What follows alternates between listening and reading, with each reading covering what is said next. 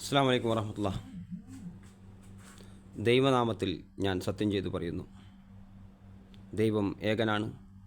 ഈ ദൈവമെന്ന് പറയുമ്പോൾ അവനെ അള്ളാഹുവിനെ തന്നെയാണ് അത് ഉദ്ദേശിക്കുന്നത്. ആ ദൈവനാമത്തിൽ സത്യം.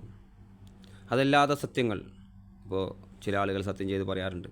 മുസാഫിനെ പറ്റി സത്യം, വിശുദ്ധ ഖുർആനെ പറ്റി കുറിച്ച് സത്യം ചെയ്ത് പറയാറുണ്ട് ചില ആളുകൾ. ഖുർആനാണ് സത്യം, മാതാവാണ് സത്യം, പിതാവാണ് സത്യം, അല്ലെങ്കിൽ ഇന്ന് ഔലിയാവാണ് സത്യം.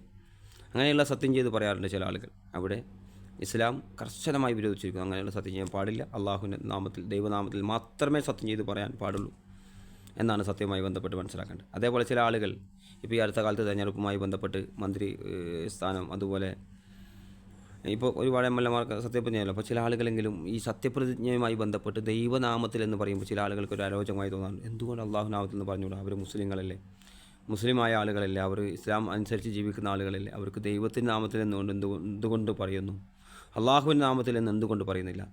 ചില ഈ സമയത്ത് മാത്രമല്ല, പലപ്പോഴും തെരഞ്ഞെടുപ്പുമായി ബന്ധപ്പെട്ട് ഈ പ്രതിജ്ഞകളിൽ അങ്ങനെ ഒരു സംസാരം പൊതുവെ വരാറുണ്ട് ചില ആളുകളുടെ വായിൽ നിന്ന്.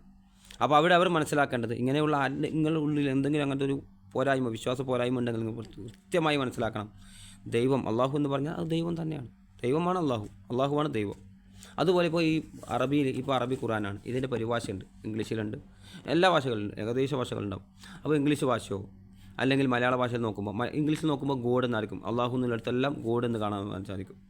അതേപോലെ മലയാളത്തിലാണെങ്കിൽ ദൈവം എന്ന് കാണാൻ വേണ്ടി സാധിക്കും അവിടെയൊക്കെ പരിഭാഷകളിൽ. അപ്പോൾ അള്ളാഹു എന്നതിൻ്റെ പരിഭാഷയാണ്. എനിക്കും യഥാർത്ഥത്തിൽ ഭാഷാപരമായി അങ്ങനെയല്ല, അറബിയുടെ ഭാഷയായിട്ട് ദൈവം എന്ന് പറയുന്ന അൽ ഹിലാഹ് എന്നതിനെ, അല്ലെങ്കിൽ അള്ളാഹു എന്ന് പറയുമ്പോൾ അൽ ഹിലാഹ് എന്നതിനെ പരിഭാഷപ്പെടുത്തി ദൈവമാക്കുന്നതല്ല, മറിച്ച് നമുക്ക് മനസ്സിലാക്കാൻ വേണ്ടി, മലയാളികൾക്ക് മനസ്സിലാക്കാൻ വേണ്ടി ദൈവമെന്ന് നമ്മൾ പറയുന്നു. അതുപോലെ ദൈവനാമത്തിൽ എന്ന് പറഞ്ഞാൽ അത് അള്ളാഹുവിൻ്റെ നാമത്തിൽ എന്ന് തന്നെയാണ്. അതേപോലെ എന്തുകൊണ്ട് ഈ ഒറ്റപ്പെട്ട പണ്ഡിതന്മാർ മാത്രം വന്ന് എതിർക്കുന്നു ഇങ്ങനെയുള്ള കാര്യങ്ങൾ? തൊപ്പി വെച്ചില്ല, തൊപ്പി എന്തുകൊണ്ട് വെച്ചില്ല? യൂട്യൂബറിന് തോന്നിയിട്ടുണ്ട് അങ്ങനെ പറയണം.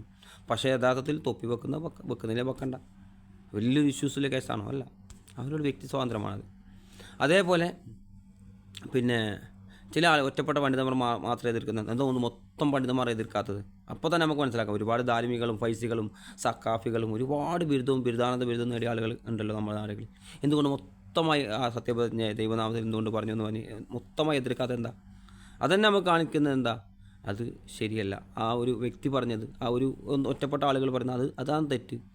മൊത്തം ആളുകൾ നിൽക്കുന്നത് അതാണ് ശരിയെന്ന് നമുക്ക് മനസ്സിലാക്കി തരും അത്. അതേപോലെ എന്തുകൊണ്ട് ചില ആളുകൾക്ക് ഇത് ഇപ്പോഴും മനസ്സിലായില്ല, മുസ്ലിങ്ങളല്ലാത്തവർക്കുള്ളതാണ് ഖുർആൻ എന്ന്. ചില പണ്ഡിത വേഷധാരികളായ ആളുകൾക്ക് ഇപ്പോഴും മനസ്സിലായിട്ടില്ല.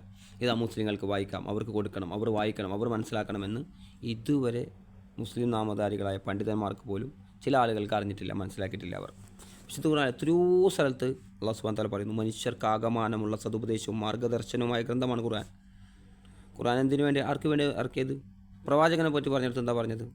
പ്രവാചകരെ അങ്ങേ ലോകർക്ക് മുഴുവനും കാരുണ്യവാനായിക്കൊണ്ടാണ് നിയോഗിച്ചത്. ആ പ്രവാചകൻ ആർക്ക് വേണ്ടിയാണ്? എല്ലാ മനുഷ്യർക്കും. ഈ ഖുർആൻ ആർക്ക് വേണ്ടിയുള്ളതാണ്? ഈ ഖുർആൻ മനുഷ്യർക്കാകമാനമുള്ള മാർഗ്ഗദർശനവും സതുപദേശവുമായ ഗ്രന്ഥമാണ്.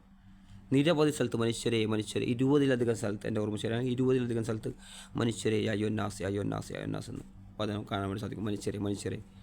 അതേപോലെ വിശുദ്ധ ഖുർആൻ സൂറത്തുൻ നിസാ 4-ാം അധ്യായം 1-ാമത്തെ വചനം, അയ്യോന്നാസ് ഉബ്ദു റബ്ബക്കും അല്ലദീ ഖലഖക്കും മിൻ നഫ്സിൻ വാഹിദ വഖലഖ മിൻഹാ സൗജഹാ ബസ മിൻഹുമാ റിജാലൻ കസീറൻ വനിസാ എന്ന് തുടങ്ങുന്ന മനുഷ്യരെ എന്ന് തുടങ്ങുന്ന വചനം.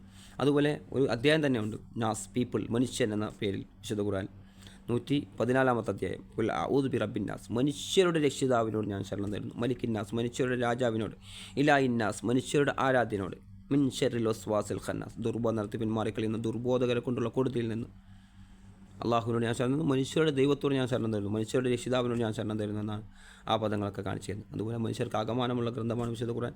ദൈവം എന്ന് പറഞ്ഞാൽ അള്ളാഹുവിനെയാണ് ഉദ്ദേശിക്കുന്നത്. ഞാൻ പറഞ്ഞ മനസ്സിലായി ഞാൻ വിചാരിക്കുന്നു. കൂടുതൽ കാര്യങ്ങൾ ആയത്തിൽ പഠിക്കാനും മനസ്സിലാക്കാൻ നമുക്ക് സാധിക്കട്ടെ. അതുപോലെ ഇങ്ങനെയുള്ള ചെറിയ ഒറ്റപ്പെട്ട ആളുകൾ പറയുന്നത് നിങ്ങൾ വിശ്വസിക്കാതിരിക്കുക. പൂർണ്ണമായ എല്ലാ പണ്ഡിതന്മാരും പറയുന്നുണ്ടോ നോക്കുക. ചില വചനങ്ങൾ, ചില ഇഷ്യൂസുകൾ ഉണ്ടാകുമ്പോൾ നമ്മളതാണ് ശ്രദ്ധിക്കേണ്ടത്. അതുപോലെ കമൻറ്റ് ബോക്സിൽ കുറച്ചും കൂടി വായിക്കാൻ വേണ്ടി ഞാൻ നൽകുന്നുണ്ട്, നിങ്ങൾ വായിക്കുക. ഖുർആനെ കുറിച്ച് നിങ്ങൾ പ്ലേ സ്റ്റോറിൽ നിന്നൊക്കെ ഡൗൺലോഡ് ചെയ്ത് ഒരു പ്രാവശ്യം വിശുദ്ധ ഖുർആൻ വായിക്കാൻ വേണ്ടി ശ്രമിക്കുക. അതിൻ്റെ പരിഭാഷകൾ മലയാളം അറിയുന്ന ആളുകൾ, അറബി അറിയാത്ത ആളുകൾ അതിൻ്റെ മലയാളം പരിഭാഷ ഒരു പ്രാവശ്യമെങ്കിലും വായിക്കാൻ ശ്രമിക്കുക. എല്ലാവരും വായിക്കണം എന്നാണ് എൻ്റെ ഒരു ഇത്. എൻ്റെ സംസാരം കേൾക്കുന്ന എല്ലാവരും ഒരു പരിഭാഷ ഒരു പ്രാവശ്യമെങ്കിലും നിങ്ങൾ വായിച്ചിരിക്കണം, മനസ്സിലാക്കിയിരിക്കണം.